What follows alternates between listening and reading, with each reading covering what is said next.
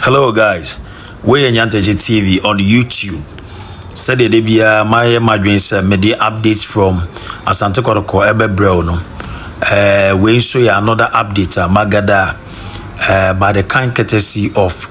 Asante Kotoko Sporting Media and media update Ebro. Na the Ewushe Asante Kotoko final training team no towards the impending match ne Kaizer Chiefs babebo ewo Durban Moses Mabida Stadium na wohwe die twagui convoy edi team nanim at free hotel ho one of their smaller they don't even use it abandoned stadium where they isha and tesa ba ko na ho kran sha da nyefe honom na yede Asante Kotoko team no na in fact the BRSI as I've always been saying,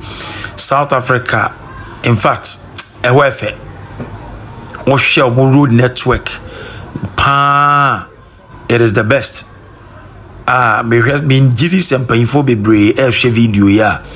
etwagui. Na there's a lot that we as Ghanaians must also do. Said yebeya yenso yebetimi improve on our infrastructure. Edu bebre na maniyewu se foreigners ewom now foreigners ne bi wo yetim ni mo na ye no mo kɔ Africa ne ye hwe ye nam nkron bebre so no mo hu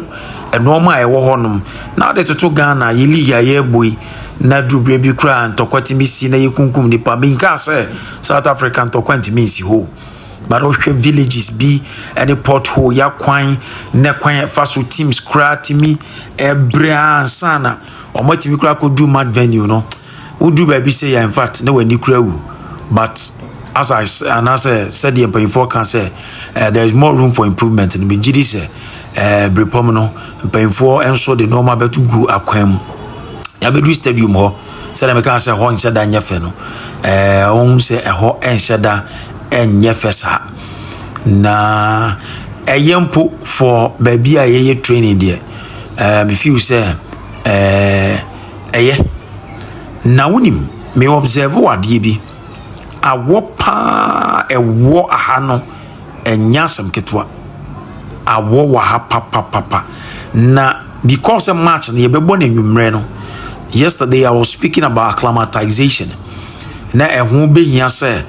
wo mo be acclimatize to the weather condition and I say said your wind no said your from manisi fa ho na enye easy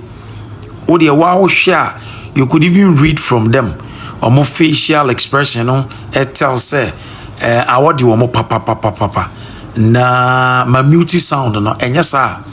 for copyright yinti ma mute no ka hu sem from manam just a camera na ye dey record video no hu sem from manam mu papa so mama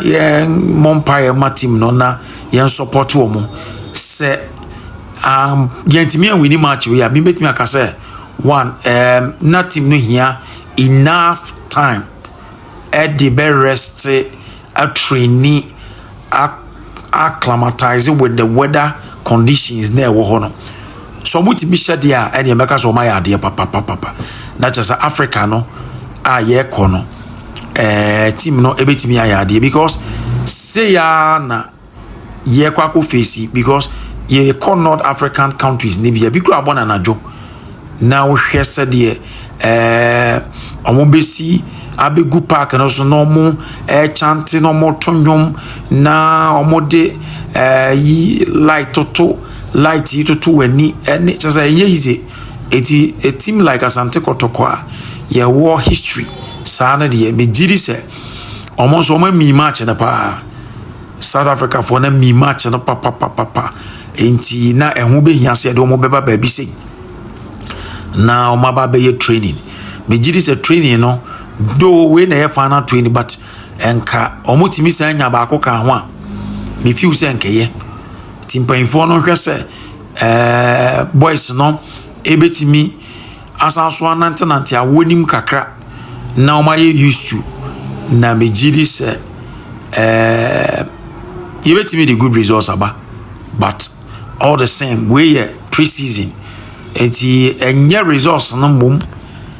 na ye hwehwe pi na mum say ye preparation towards Africa no ebe ye papa eno nti no ye do mon na mu papa me hu say do na wo, but most of them were sweating. How can atade na hu say from mane bo pu enye easy kra enti mo me enkoso en support team no me de bia no me ka say Ghana mpanyifo no so me o ma dwen so mo be bo o man na o ma anya abra enka Ghana asumdua yewo ewo man mu no me gidi senka ebeboa aha no omo ye no slow kakra because na eho no eye omo formation ne tactics na ye kire omo no na ye ntumi enyini nyina ma opponent because YouTube there obi akọ YouTube enti wani bete no na omo akọfa ye video no mo hu ne ye na omo so e de ayo omo no ma be brain ti ha na de na ehun be hia se